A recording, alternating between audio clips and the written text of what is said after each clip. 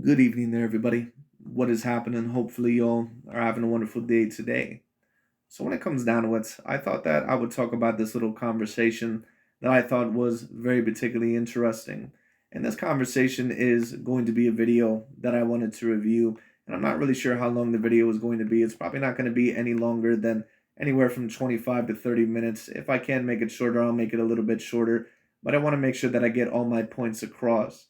There's a saying overall that, certain people say, and I think that it's very important to say within this video. And for this topic, we are going to talk a little bit more about the Shakur Stevenson versus Isaac Pitbull Cruz fight.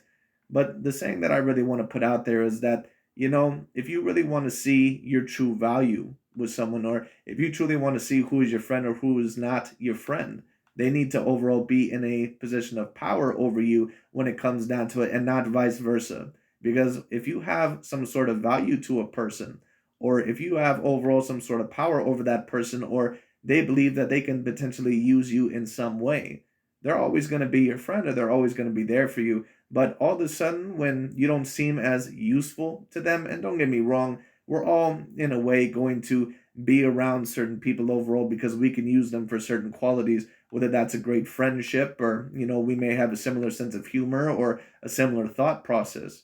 But you really get to see certain people's nature, when they really can't use you anymore for certain things, such as for money or transportation or certain other things, and all of a sudden that person cuts you out of their life, or all of a sudden that person treats you in a different way.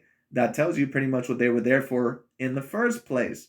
And AKHi TV, when it comes down to it, once again, and I've been saying this for a very long time about the LDBC and new media channels, and a certain amount of people may wonder, why do you specifically like to commentate on a lot of the LDBC and new media channels? Because the LDBC and new media channels are pretty much like that of the super liberals or the liberals, and that of the politicians, overall that little argument sphere. They basically tell you overall how they're going to do all of this. And don't get me wrong, the conservatives are not much better, but the liberals always love to tell you this bullshit when it comes down to it, about how they're out for everybody and how they're out for every minority and all this other bullshit. But if you take a look at a certain amount of things that they actually stand for, really all the things that the liberals really are for is pretty much just chaos.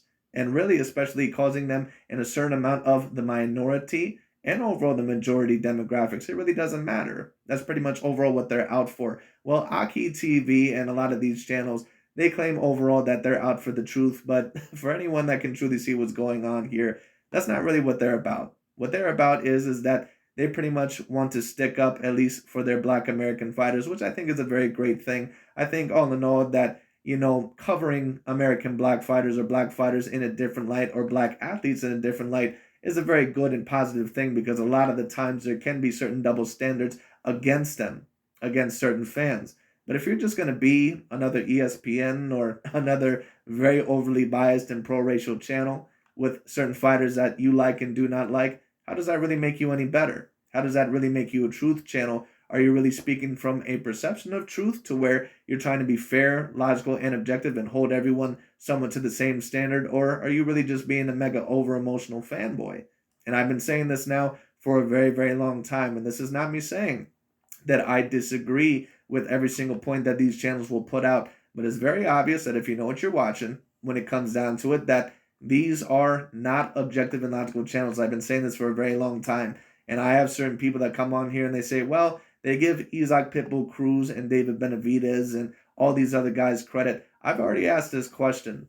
Apparently, when it comes to David Benavidez, or when it comes to a Jamal Charlo or a Demetrius Bubble Andrade or a Steven Fulton or someone of a sort, apparently these were fighters on the top 10 pound for pound list because of how avoided they were.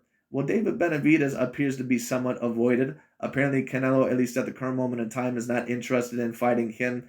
Demetrius Andrade has not mentioned anything about him, even though I think that that's a decent fight. And we all know that Jamal Charlo does not want to fight him. So wouldn't that mean that David Benavidez should be on your top 10 pound for pound list, since you have Jamal Charlo and Demetrius Bubble Andrade already on there? But once again, and I've already said this, what you notice is that they don't have David Benavidez on their pound for pound list. They don't have overall a Tyson Fury right now on their top 10 pound for pound list. And keep in mind, before Tyson Fury ended up defeating Deontay Wilder, they also were using Tyson Fury as a pawn They were using him because who was enemy number one? It was Anthony Joshua. And they did not think that Tyson Fury was going to be a threat. This is what I keep telling people. The reason why they keep gassing up David Benavidez and gassing up Isaac Pitbull Cruz and gassing up Dimitri Bivol, because those guys are not the main threat. Those guys are not the main threat to the number one pound for pound position. And they know that later on, if they need to, that they can just cast those guys to the side, or that they can pretty much throw them under the bus, that they pretty much can use them and they don't see them as legitimate threats. You know, Josh Taylor as well, they use all these fighters as pawns. Whenever you take a look at these fighters, when it comes down to it, they use them as pawns. And remember, for those of you that don't go this far back, when Tyson Fury overall had not defeated Deontay Wilder, what were they saying about Tyson Fury? What was Dante's Boxing Nation and AKHi TV and some of these other channels were saying? Go ahead, look back. Look back before that fight that ended up happening, I believe, in the early part of 2020, in February 2020. You know what they were saying? This is going to be the debate of who is the best heavyweight fight in the world. May overall best men be both of luck, or may they have, the best of luck. May both gentlemen have the best of luck. And on top of that, Tyson Fury is the second best heavyweight in the world. He's willing to do something that Anthony Joshua is not willing to do. Look at both of these heavyweights. It's a great example. But when Tyson Fury ended up defeating Deontay Wilder, did they have that same energy? Were they still saying that, you know what, Tyson Fury, he ended up defeating the guy that I thought was number one, so we need to rank Tyson Fury at number one? No, that's not what they said. We all know that they came out with a list of excuses, and that they tried to say that Tyson Fury, that he malformed his gloves, he used egg weights in the glove, he took padding out, he put his hand lower into the glove, they drugged Deontay Wilder, Wilder's corner was in on it, blah, blah, blah. So, once again, I've been stating this for a very long time. I get certain guys that don't understand what I'm trying to say here, and there's certain people that come on my channel and they say, oh, you don't know what you're talking about, these channels are on point. These channels are nothing but politicians.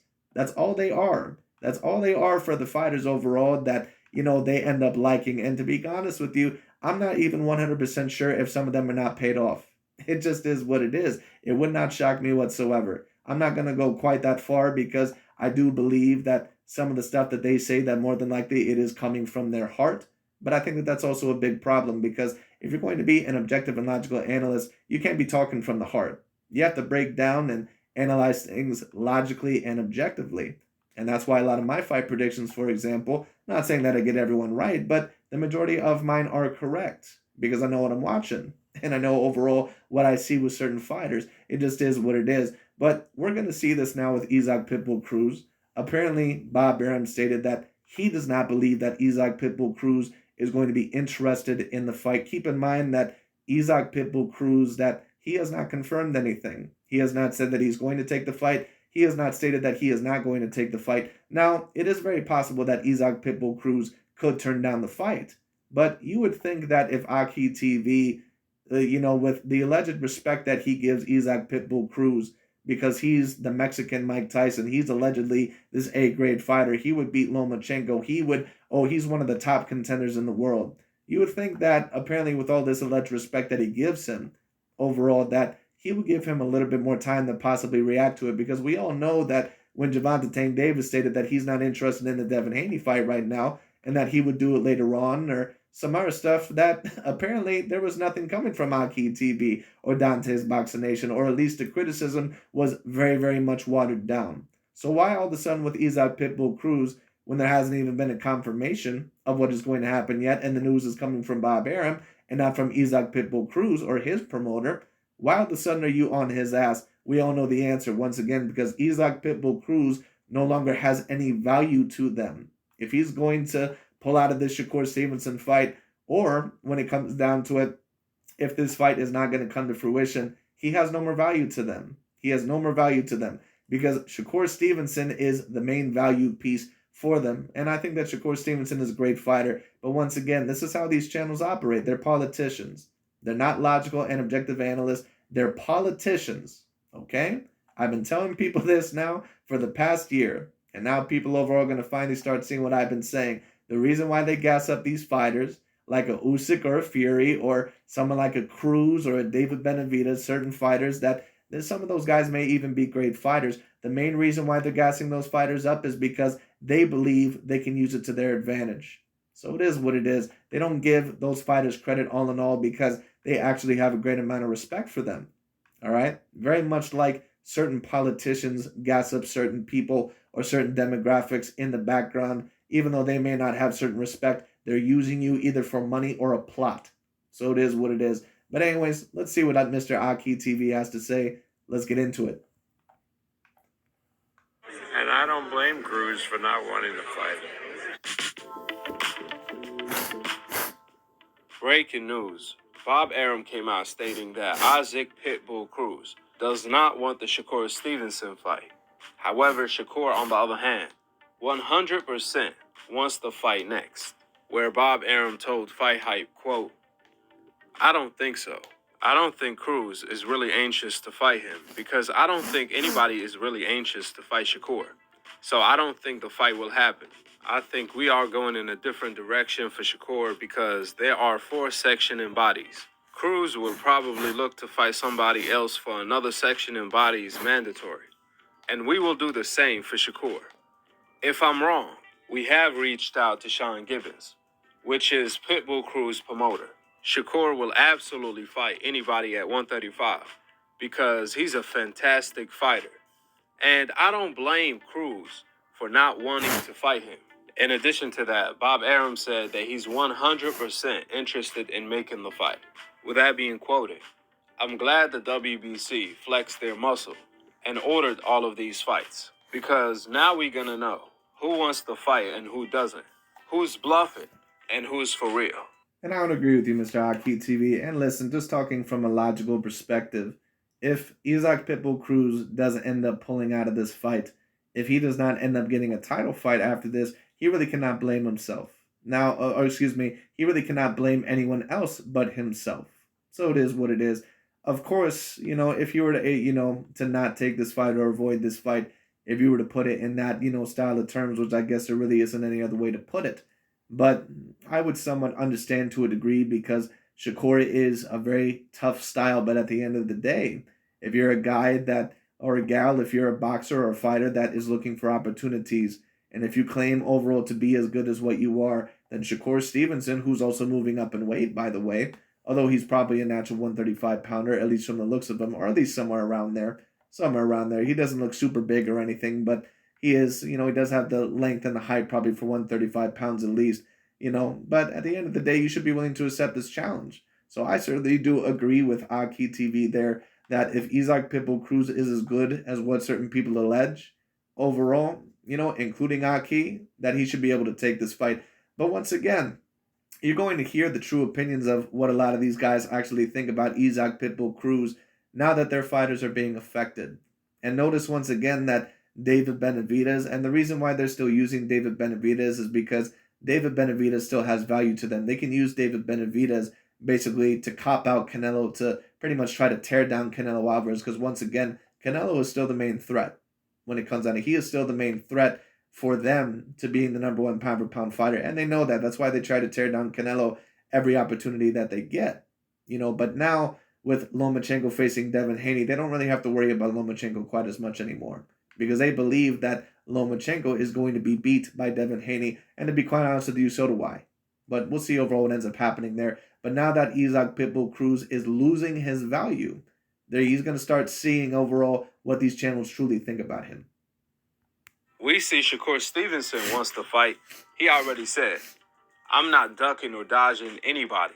Ever since this fight got ordered, Shakur has been sharing it all over his social media accounts. And he said, "Just give me my credit when I beat Pitbull Cruz." So we seen Shakur Stevenson reaction. However, not once Pitbull Cruz said anything about the Shakur Stevenson fight. Pitbull Cruz was so quick to respond to Ryan Garcia.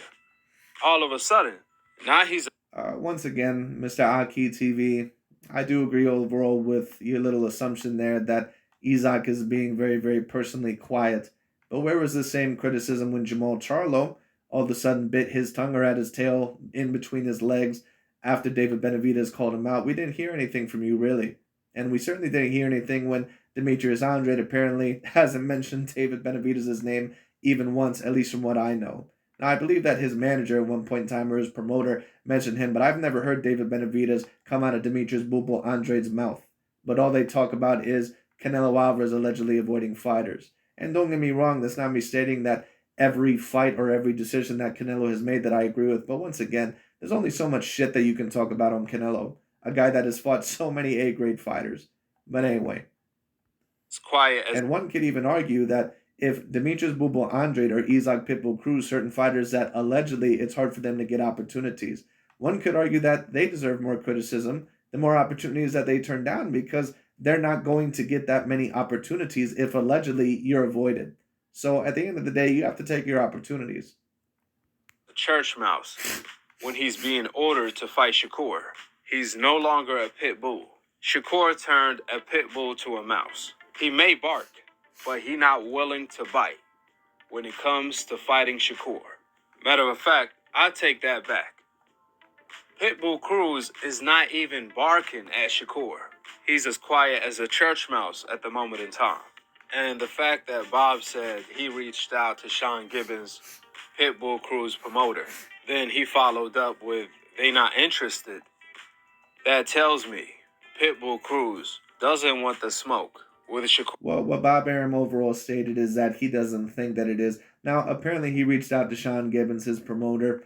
That I don't know if that means that he didn't answer the phone or if he already turned it down. I don't know. But what Bob Arum said to me, what that tells me is that he believes personally that the fight is not going to happen, at least that he doesn't believe that they're interested. Or who the hell knows? He could just be trying to get Shakur Stevenson a belt somewhere else. Stevenson.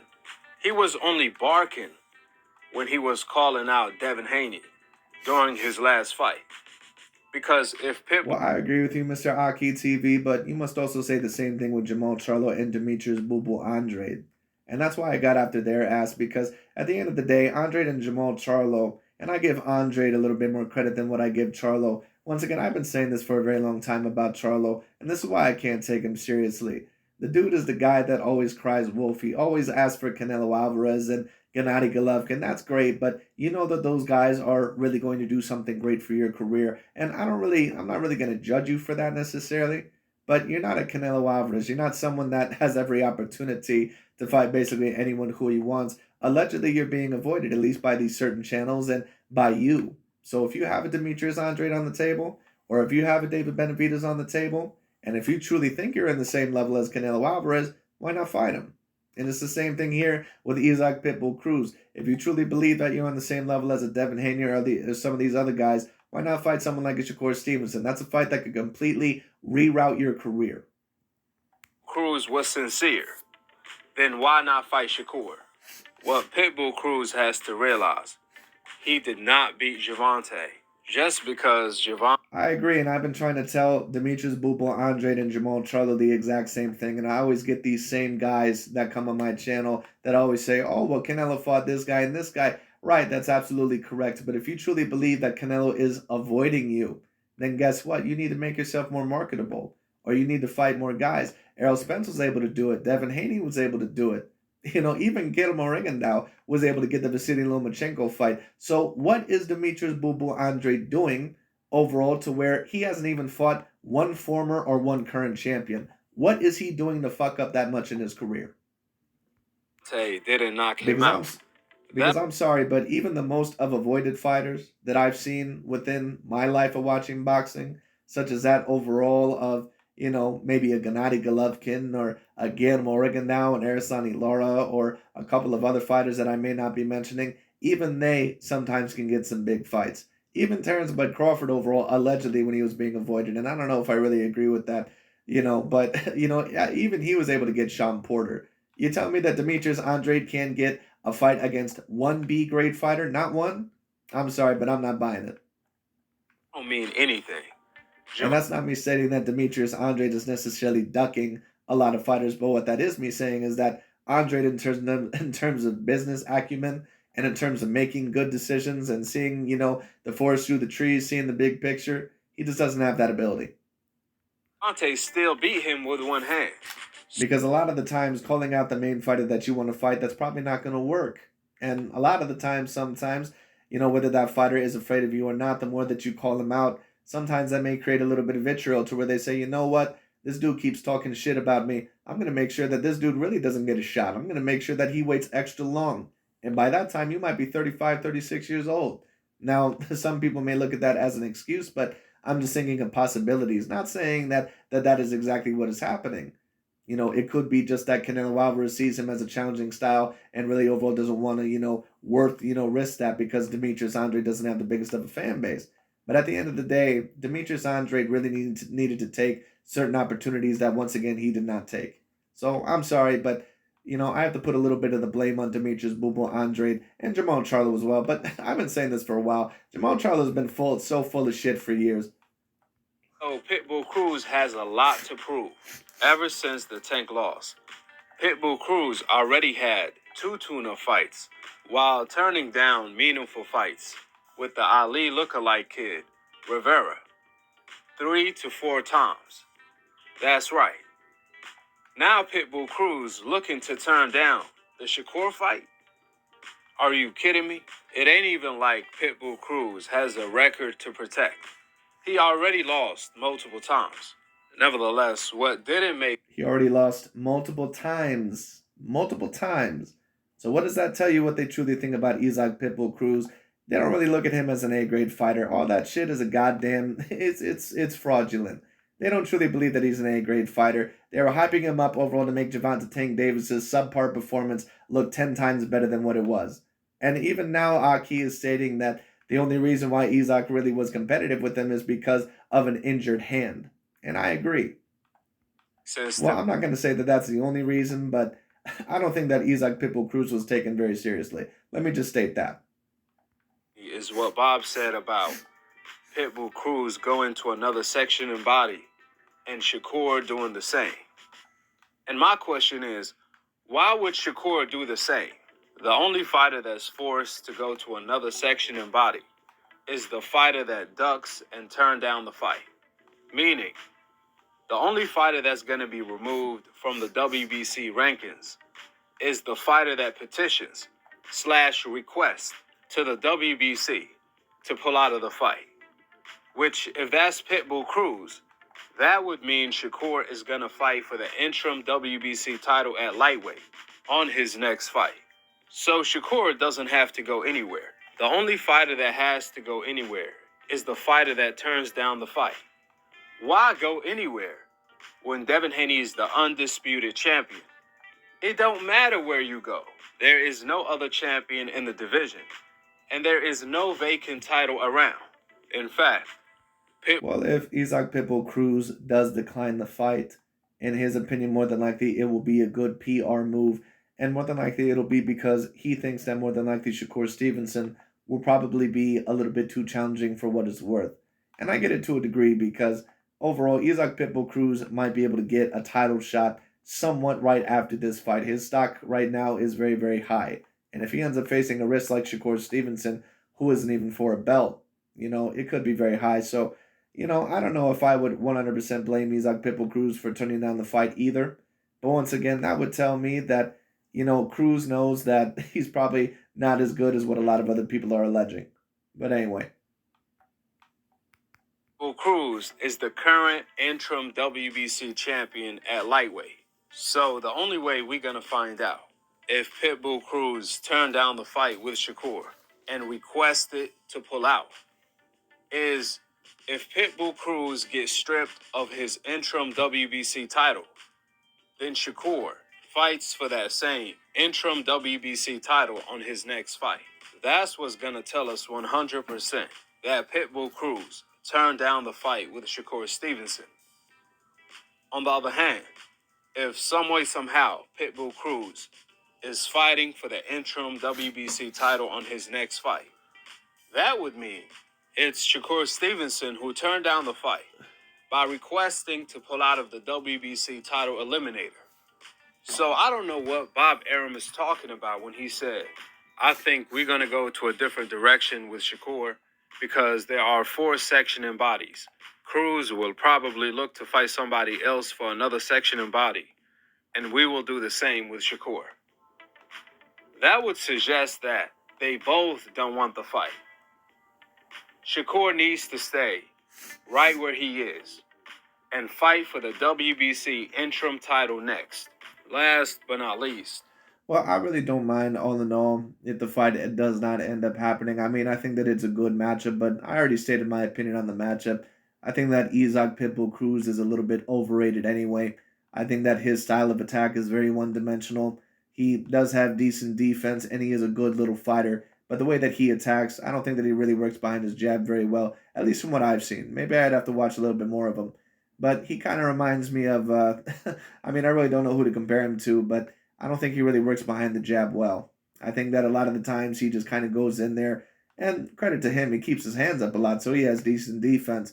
But, I think if he gets in there with someone who not only is going to take him seriously, but someone all in all that is a clear A-grade fighter, like a Shakur Stevenson, I just think he's going to be way too multidimensional.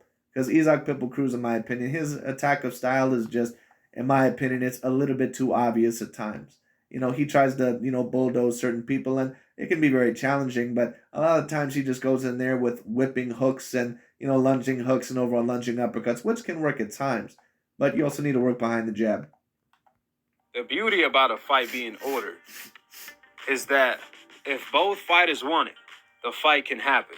Let me also state this, because I believe I had someone overall that stated that this could be an interesting fight if Isaac Pitbull Cruz does not lay down the way that Robson Conceição and the way that Oscar Valdez laid down. And I'm not sure if by laid down he just meant that they didn't perform well or that they gave up. I don't think that really either of those fighters gave up. I just think that they knew what they've seen in Shakur, which was a truly great fighter, or at least a decently great fighter, because once again, I need to see more on his resume. But you can tell that Shakur has the goods. It just is what it is. And certain fighters can just see that. Like when Nicholas Walters and Guillermo Rigondeaux, when they were against Lomachenko, of course, Guillermo Rigondeaux did quit, when it came down to it. And I have a lot less respect for his quitting overall than Nicholas Walters, because Nicholas Walters, he gave it a good attempt. He tried to swing at Lomachenko for 7 rounds. But after that, he said, no, this dude's kicking my ass. I can't do it. But Guillermo Rigondeaux, I mean, he barely threw a couple punches in that fight, and he gave up. And then he blamed it on an apparent hand injury. Like, I'm sorry, but I didn't have much respect for the way that Guillermo Rigondeaux went out on that day, because he pretty much quit. And he showed himself overall to be someone that quits overall in tough situations once he was going to be there. So it is what it is, at least the fight that he knew he was clearly losing. But at the end of the day, it is what it is. But my point about Isaac Pitbull Cruz, in my opinion, I don't think that he'll beat Shakur anyway. I think he's a decent fighter. I think he's a good fighter, but not a great one. Despite all of the promoters and the network's roadblocks. Let me put it this way. Isaac Pitbull Cruz is like to the lightweight division like what Mean Machine is to the welterweight division. Maybe slightly better, but I think that the welterweight division even today is still probably a little bit more talented, or at least more competitive. Maybe not more talented, but a little bit more competitive with the amount of fighters that it has. Because worst case scenario is the fight goes to purse bid, and that's better for the fighters. Also, another beneficial of a fight being ordered is that we're going to find out who wants to fight. And for those of you that don't know who Mean Machine is, that's the kid, I believe, or the guy, Aegis Kavalauskas, who fought recently. Virgil Ortiz got knocked out within about, 7 to 9 rounds. And then before then was undefeated and actually gave Terrence Bud Crawford a very, interesting fight, because I don't think Crawford took him that seriously. But then, of course, he was knocked out in that fight, I believe, about 9 rounds. But anyway. And who doesn't? We all know Shakur wants to fight. But the $1 million question, does Pitbull Cruz wants to fight too? Or is he all bark and no bite? With that being stated, drop your thoughts in the comment section below. Subscribe below and click on the notification bell to be continued on the next episode of AKHi TV. Peace. Wa alaikum assalam wa rahmatullahi wa barakatuh. Anyways, that's really about it for this video. But I just thought that I would review that because, once again, it's very telling overall of the mentality of what a lot of these guys truly think about some of these fighters that they claim overall when it came down to it, who they truly respect and who they don't. Once again, they don't actually respect a certain amount of these other fighters of different demographics. They just use them for pawns. And it's the same thing for David Benavidez. So it is what it is. So hopefully, a certain amount of people now see what I'm talking about. But anyways, that's really about it for today. Thank you so much for watching, and we will see what happens with Mr. Isaac Pitbull Cruz and Shakur Stevenson. It's going to be very interesting for both of them because Shakur, in my opinion, truly has the goods. He probably would be within my top 10 pound for pound. He truly does have the opportunity if he's able to beat either a Devin Haney or a Lomachenko or a Devonta Tank Davis. If he's able to beat any one of those guys, he could potentially become a top 5 pound for pound fighter. And as for Isaac Pitbull Cruz, if he's as good as what some people try to allege that he is, he will become a champion. And maybe he'll be able to beat any great fighter. So we'll see what happens. But anyways, that's really about it for today. Thank you all so much for watching, and we'll see what happens with this situation. But that's really about it. Just wanted to talk about that. Thank you all so much for watching. Talk to you all later.